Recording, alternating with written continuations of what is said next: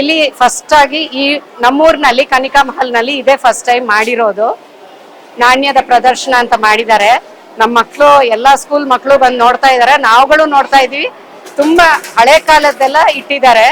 ತುಂಬಾ ಖುಷಿ ಆಯ್ತು ನಮ್ಗೆ. ಇದೇ ತರ ಬೇರೆದು ನಾವು ಮಾಡ್ತಾ ಇರ್ತೀವಿ. ಈ ಸಲ ಇದು ಸ್ಪೆಷಲ್ ಆಗಿ ನಾವು ಮಾಡಿದೀವಿ.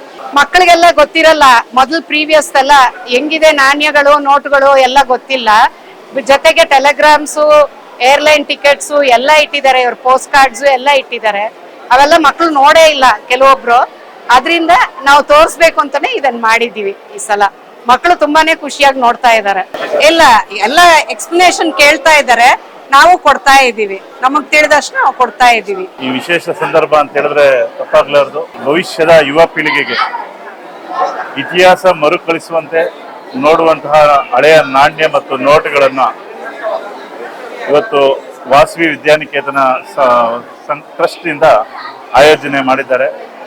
ಬಹಳ ಅಪರೂಪವಾದಂತಹ ನಾಣ್ಯಗಳನ್ನ ನಾವು ಕೂಡ ನೋಡಿ ಬಹಳ ಖುಷಿ ಆಯಿತು. ಇದೇ ರೀತಿ ಇನ್ನೂ ಹೆಚ್ಚಿನಾಗಿ ಮಾಡಲಿ ಅಂತೇಳಿ ಆ ಸಂಗ್ರಹಗಾರರಿಗೆ ಮತ್ತು ವಾಸವಿ ವಿದ್ಯಾನಿಕೇತನ ಟ್ರಸ್ಟ್ ಅವರಿಗೆ ಅಭಿನಂದನೆ ಸಲ್ಲಿಸ್ತೀನಿ.